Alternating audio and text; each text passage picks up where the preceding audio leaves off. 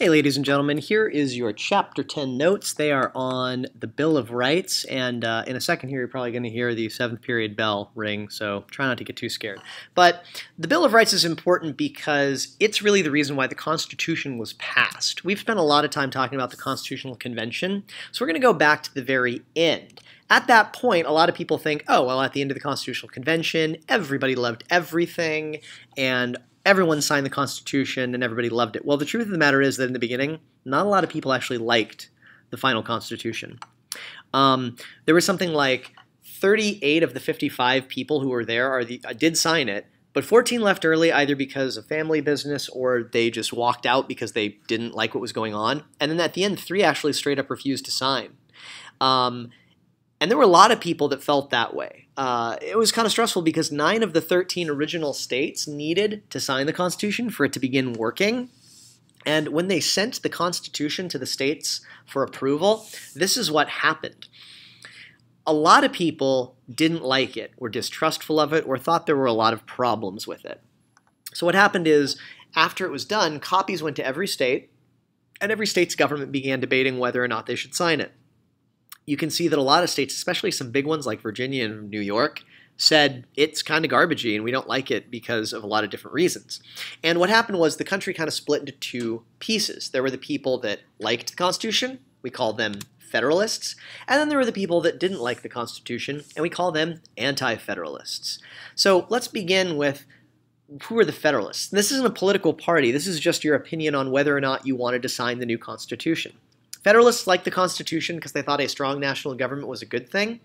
And there were a lot of people that called for something called a Bill of Rights, which was like a list of all of the things that the government couldn't take away from people. Federalists argued that that wasn't necessary because of the limits. We learned about checks and balances in class. They said, you know, checks and balances is going to keep the government from taking over your life.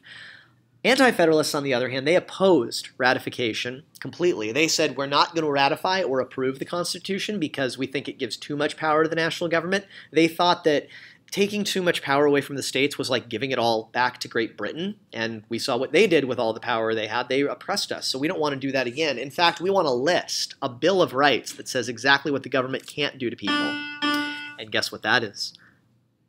That's right, it's the 7th period bell. So there were a lot of big people who kind of sided with this. Let's look at the people. If you look at the Anti-Federalists, it's kind of interesting. Like Sam Adams, he's the guy that pretty much started the American Revolution. He hated the Constitution. He didn't think it should be signed.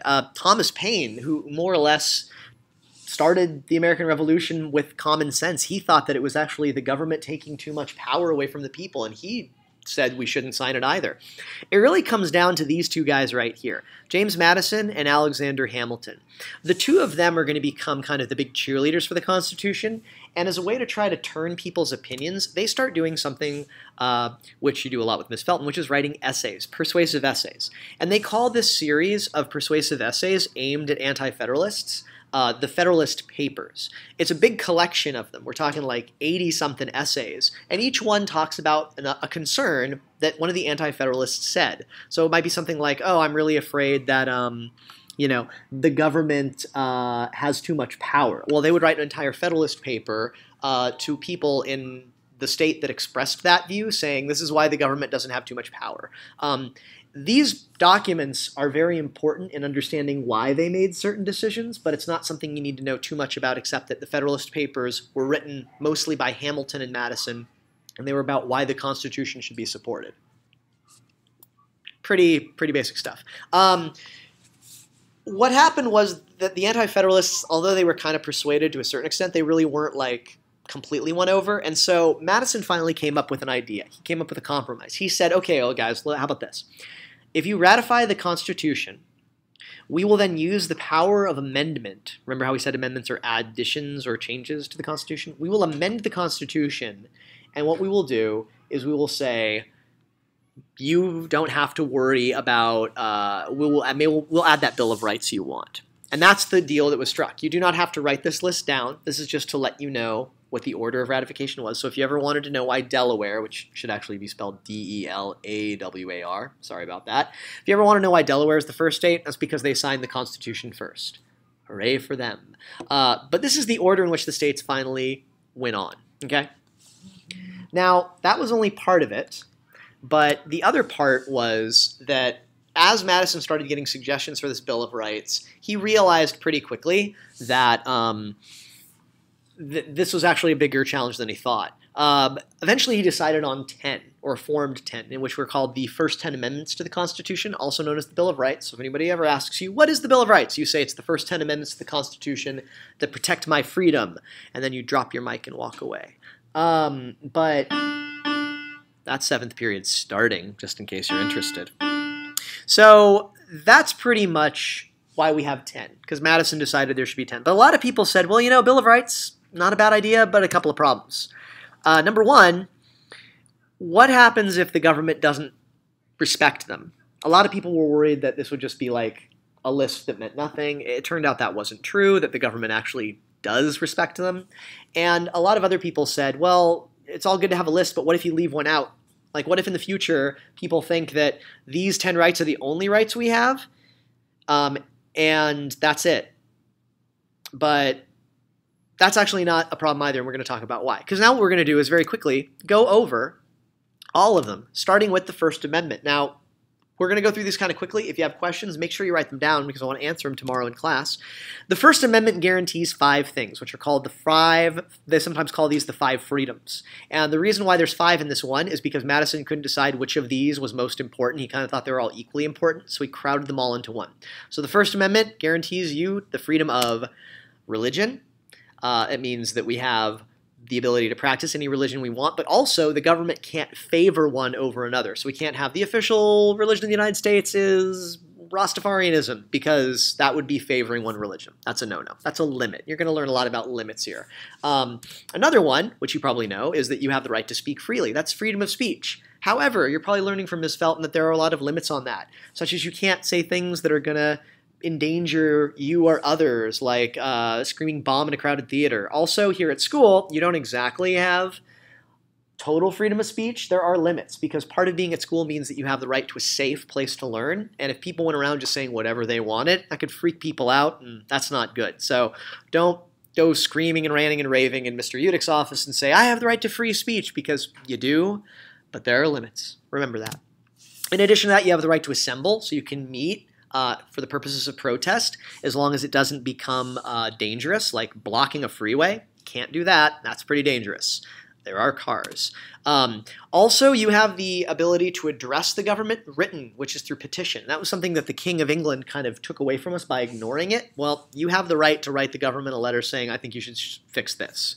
That's a part of this as well. And then finally, there is the freedom of the press, which protects the press's ability to say even unpopular things about the government on the TV and the radio, the internet. It's important that the press tells you exactly what's going on, even if it's bad, so that you can make good decisions when you vote. That is why we have freedom of the press. So again, First Amendment, religion, speech, press, assembly, petition, all 5 of those are part of the First Amendment. Let's move on. And here are some visual cues in case you're more of a visual learner. Animation. Let's move on to the Second Amendment now. Second Amendment protects your right to bear arms, which does not mean you can wear short sleeves. It means that you have the right to own a gun, like this grandmother right here. The Second Amendment is a hotly contested amendment. A lot of people debate about what exactly you have the right to own and you don't. Does this mean that you can own pistols and rifles for self-defense and hunting? Does it mean you can buy weapons-grade plutonium? A lot of people say there are limits, and it's kind of depends on where you live what those limits are. So keep that in mind, that although you do have the right to own a gun, it's the type of gun that really is debatable. Another thing, Third Amendment. You may have remembered back in during the American Revolution that the British, they used to what was called quarter soldiers in our houses. They put soldiers in the houses of the colonists and made us pay for them and do their laundry. Boy, did we hate that. So we actually put it in the Constitution that you cannot do that. The only time you can do that is if you give consent. So like if a soldier is like, I need a place to crash, and you're like, dude, come in, couch surf. That's okay, but the government can't force you to take soldiers in, even in a time of war. We really hated that during the American Revolution, so we put it as number 3. And that's really important to know because it just shows how much the colonists hated that. Number 4. This is your protection from unreasonable searches and seizures. The government can't just knock down your door and begin looking for evidence to convict you of a crime.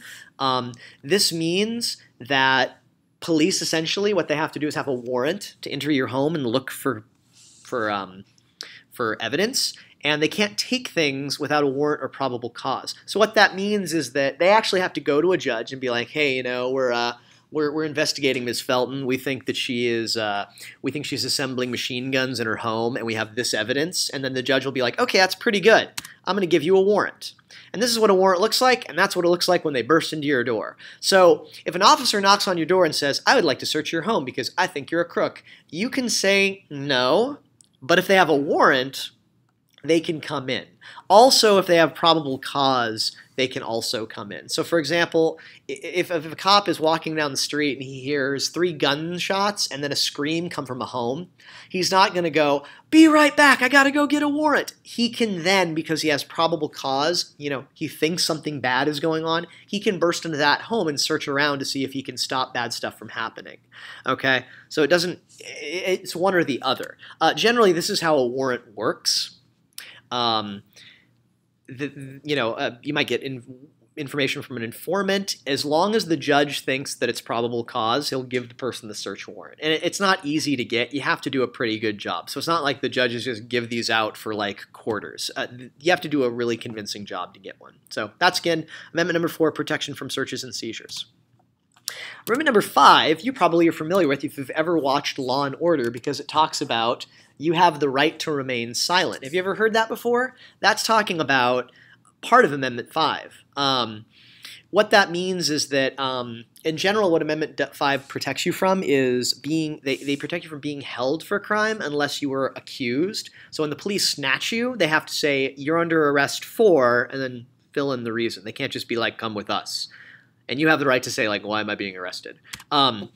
Another thing that is true about this is you cannot be tried for the same crime twice. So if you are found not guilty of murder, they can't just do it again just because they didn't like the verdict the first time. You can't be tried for the same crime twice. If you go and commit another murder, then you can get in trouble for that. But none of that. And this is the part that comes from you have the right to remain silent, that you don't have to testify against yourself in court.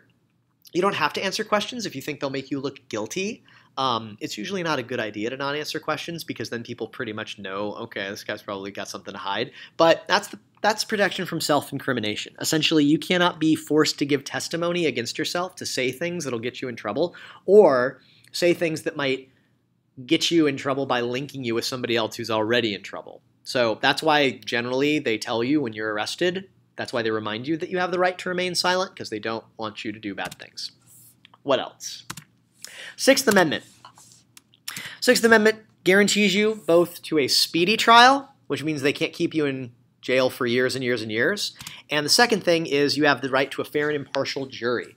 That means that they have to kind of find a group of people, and usually they draw them randomly from the community, and they have to have an open mind when they begin. They can't already be like, okay, that guy, totally guilty, if you're on the jury. Usually those people are kind of dismissed. Also, the accused can confront the witnesses against you.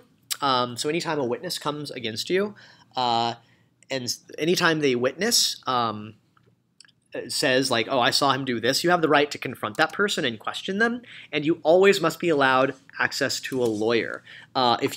You are guaranteed the right to a lawyer even if you can't pay for one. The state will pay for one so that you have a good defense.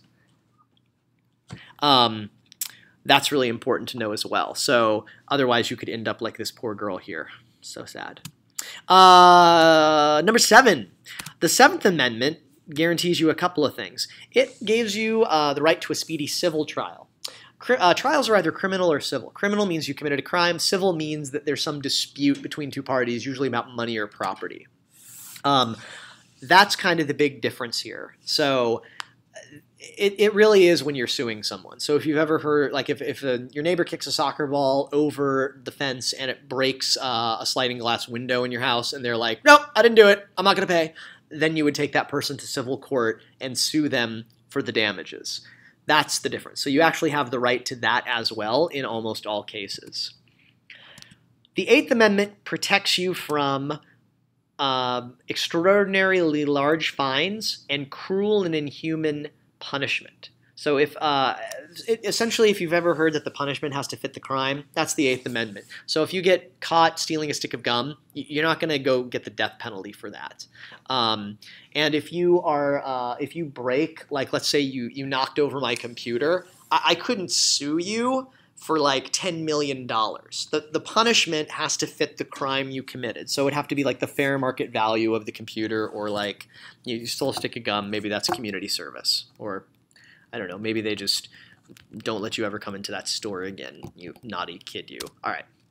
So things like the death penalty, for example, when people fight against the death penalty, they say, the Eighth Amendment, we believe the Eighth Amendment says no death penalty. Some states agree with that, some states don't. The Ninth Amendment, we're almost done, guys, only one more to go. The Ninth Amendment says that the Constitution doesn't mention all rights that are protected. So just because you have just because the right isn't mentioned doesn't mean it's not protected. So things like, for example, if you think you have the right to privacy, the Ninth Amendment might cover that kind of right. And so if you had a lawyer that thought that your right to privacy had been infringed upon, this would be how they would kind of fight that. Another one, the 10th Amendment states, this is the last one, that if the federal government doesn't do it, the states get to do it. You probably remember federalism from yesterday. This sets up the system of federalism. So don't forget that. All right, that is all 10. That is all I'm going to have you to do. Please bring in questions tomorrow for clarification. I love what ifs. What if I'm attacked by ninjas? Let's talk about those, because there are a lot of intricacies, and although I am not a lawyer, I like to pretend that I'm one, and this will give me a chance to do that. So I'll see you tomorrow.